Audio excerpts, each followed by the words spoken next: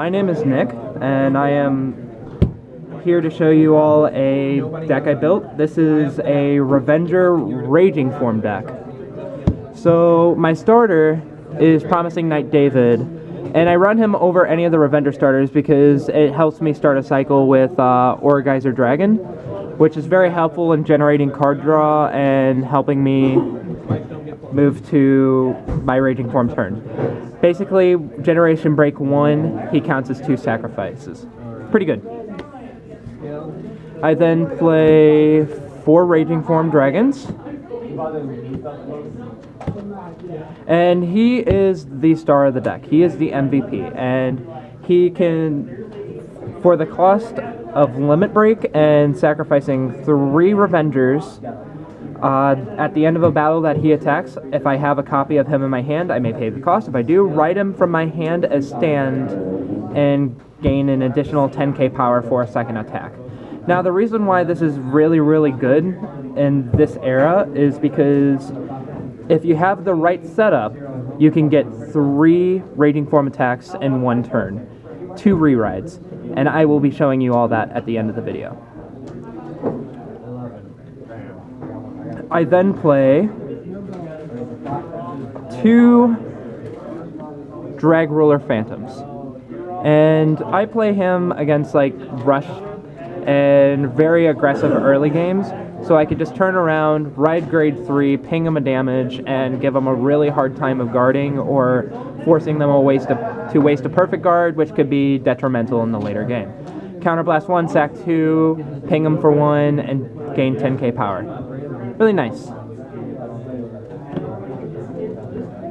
I then play Claret Sword for when I don't have a Raging Form in hand and Drag Ruler won't do me much good. Here comes Claret Sword, and he's going to call out another rear guard for the counterblast of 1. It has to be a grade 1 though, which is not really a problem because I could call out a 10k attacker and still hit my opponent anyways. I used to play Swordbreaker for his skill, but I've come to find that I really don't use it very often, so that's okay. He's also really good because his Generation Break 2, if I don't have the means to stride or the resources to sacrifice, I can sack 2 instead of like 3 for a generic stride effect to give him plus 10k and a critical, which can be absolutely devastating if my opponent doesn't have a perfect guard or a good amount of 10ks. So that's my grade 3 lineup, and now I play 11 grade 2s. 11? Yeah, 11. I play 4 Blaster Dark Revenger. And there's a couple reasons why I play him. And he is definitely not essential for the build, so don't think that he is. It's just really nice because he has an unflip mechanic with a grade 1 known as Dorrant, and if my opponent has a really annoying rear guard like a Tidal Assault, I can counterblast 2 and pop it. So it works as an unflip, which Shadow Paladins have a hard time coming across unflips and then getting rid of annoying rear guards. You don't use the ability very often, but when you do, it's pretty awesome. I then play 4 mana. And mana is really good because it gets it really helps to get my Raging Form effects going. I just call it out and I get to search my deck for any sort of Revenger grade 1 and call it behind it, which I play several different ones. You have to play it kind of like a toolbox, and at the end of turn, that grade 1 you call gets put on the bottom of your deck. So you can use it to either have an extra unit to sacrifice, or if you need to save a unit for the later game, which I will get into later, you could put it on the bottom of the deck, making it harder for you to drive check or draw into.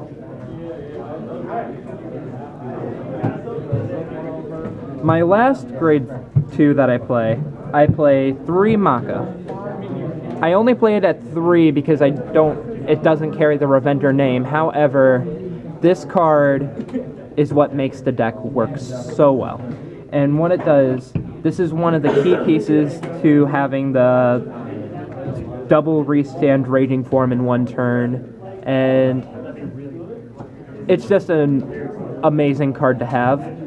So basically, on boost, you can counterblast 1, Generation Break 1, call any grade 1 card to rearguard, and then you shuffle the deck. There's a specific grade 1 in the deck that you can call with her skill to get the Raging Form attack, and it's just glorious. On to grade 1s. 4 Revenger Perfect cards. You could play Karma Collector, because it allows for an unflip, but I've come to find that the Revenger Perfect Guard's actually pretty okay, because 1, it's not as expensive, and 2, you never know when it can come in clutch for whenever you may need a sacrifice for something. I then play 3 Limit Break Enablers, which also carry the Revenger name. It's not entirely necessary, but if I'm going to make super big plays like a double Raging Form in one turn, it's really nice to have to ensure that I don't heal out of it.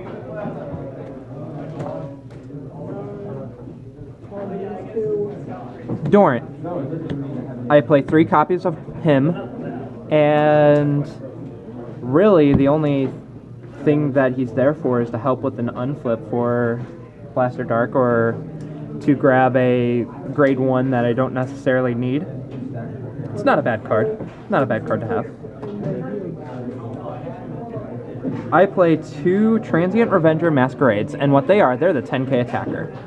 And I used to play Swordbreakers over these, but I've come to find that the Swordbreakers were pretty inconsistent and didn't carry the Revenger name, making it harder to get my Revenger plays off, so I decided just to switch to 10k so I could bully my opponent in the early game. It's nice.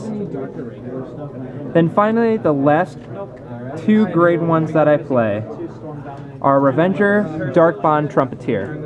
And this is the card that works so well with Matcha. And what it does, when it's placed on rearguard, I can counterblast 1, search my deck for any grade 0 Revenger, call it the rearguard as rest, and shuffle the deck. And that is a key card to the double Raging Form attack, and it's also the rearguard that you would want to save with mana whenever you put a card, call a card, and then put it back on the bottom of the deck. That's also a good play you can do to save it for later. Triggers. Play 8 critical. That looks like 2. There we go. 8 crit. All Revengers.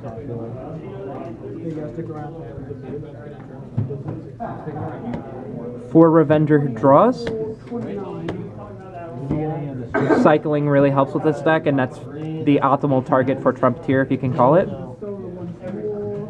And then Healing Revenger.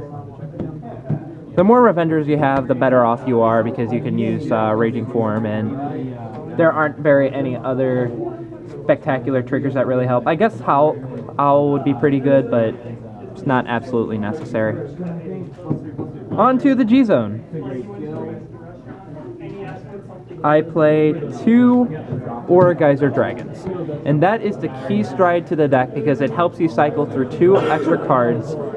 Even if you don't get the plus 10k power, the only reason you really want to play it is for the draw 2, so you can easily cycle into that Raging Form Dragon and get the stronger plays in the late game. And that's why you play David, because it makes it really easy to access.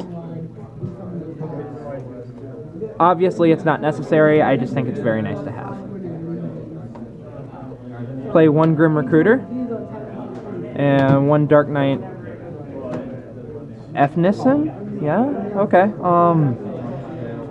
They're just kind of filler. Sometimes I can find them to be pretty helpful. The on-hits definitely can be pretty scary, and they're just basically there. There are only 2 really important strides in the deck, and that's Aura Geyser and Diablo, who takes the last 4 slots, because I'm poor. And it just puts pressure on my opponent whenever I don't have a Raging Form to do or anything. So it's nice to have. So the late game Raging Form combo I was talking about is what wins the games. And how that works, you have a Raging Form in hand. Oh, I guess you're not really going to be able to see that. Hang on. Hang on just a second. So I will go ahead and show you this combo, but I'm going to have someone help me here real quick. Oh. If you would, just hold that up to where they could see it. Thanks. I'll take the hook off. So the Raging Form combo, you have Raging Form on the Vanguard circle. You have, let's see, you have to have a Maka. It's good to have the Limit Break Enabler behind Maka. Then these can be any two Revengers that you really want them to be. And you do need a Revenger here. So there you go, got a full field. So here's how this works. First off, you're going to attack with this column. Alright. You then proceed to attack with this column. Another skill that Raging Form has, if you have an open counterblast, you can give it counterblast to gain +3 power, and this becomes a 21k column. It's sometimes helpful, sometimes not really necessary, that's why I didn't mention it. So the attack doesn't need to hit. After the attack, you sacrifice 3 Revengers, and if you have a Raging Form in hand, you ride again. We all knew how to do that though, so here's the fun part. This is where Maka comes in. You attack with Maka, you counterblast 1, search your deck for a Dark Bond Trumpeteer, call it, and then you counterblast another to search for a Revenger trigger. Look at that. 1, 2, 3. That's 3 Revengers. That attack goes through. You attack once more, 27, sack 3 more Revengers, ride once more for a final attack. That's a really cool combo, and it's probably one of my favorite combos in Cardfight Vanguard of all time, and I just really enjoy this stuff. So thanks for viewing this profile, and I hope it helps you all out.